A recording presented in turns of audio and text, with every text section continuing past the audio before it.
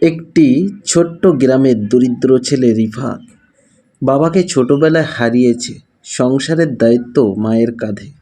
পড়াশুনোর খরচ চালাতে রিফাত বাড়ি বাড়ি ছোটোখাটো জিনিস বিক্রি করত।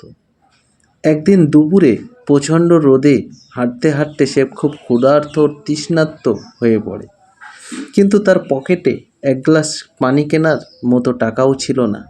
সে সাহস করে একটি বাড়ির দরজায় কড়া নাড়ল। মনে মনে ভাবল, এক গ্লাস পানি চাইবে। দরজা খুললেন এক দয়ালু তরুণী। রিফাত লজ্জায় মাথা নিচু করে বলল, আপু, যদি একটু পানি দিতেন। তরুণী ছেলেটির ক্লান্ত মুখ দেখে বুঝলেন সে শুধু তৃষ্ণার্ত নয়, ক্ষুধার্ত।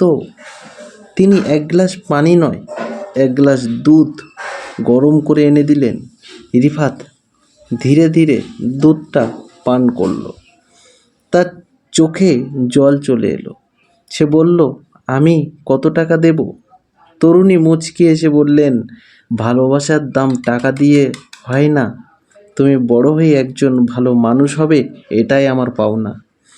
বছর কেটে গেল। রিফাত কঠোর পরিশ্রম করে পড়াশুনো শেষ করলো। এক সময় সে একজন নামকরা ডাক্তার হয়ে উঠল। একদিন একটি গুরুতর অসুস্থ মহিলাকে সেই হাসপাতালে ভর্তি করা হলো যেখানে রিফাত কাজ করতেন। রোগীর নাম দেখে রিফাত চমকে উঠলেন। এ তো সেই তরুণী যিনি একদিন তাকে এক গ্লাস দুধ খাইয়েছিলেন। তিনি নিজের সর্বোচ্চ চেষ্টা দিয়ে চিকিৎসা করলেন।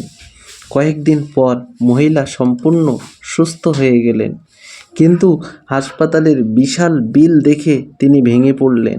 ভাবলেন, এত টাকা তিনি কখনোই দিতে পারবেন না। বিল হাতে নিয়ে কাঁপতে কাঁপতে খুললেন। বিলের নিচে একটি ছোট্ট লেখা ছিল, সম্পূর্ণ বিল পরিশোধ করা হয়েছে এক গ্লাস দুধের বিনিময়ে। লেখাটি পড়ে মহিলার চোখে আনন্দের অশ্রু ঝরে পড়ল। তিনি বুঝলেন, পৃথিবীতে কোনো ভালো কাজ কখনো হারিয়ে যায় না। যে ভালোবাসা একদিন তিনি নিঃস্বার্থভাবে দিয়েছিলেন, বহু বছর পর সেটাই তার কাছে হাজার গুণ হয়ে ফিরে এসেছে। এই গল্পটি থেকে বন্ধুরা আমরা শিক্ষা পেলাম, নিঃস্বার্থভাবে করা একটি ছোট ভালো কাজও একদিন বড় আশীর্বাদ হয়ে ফিরে আসে। তাই সুযোগ পেলেই মানুষের উপকার করুন বন্ধুরা।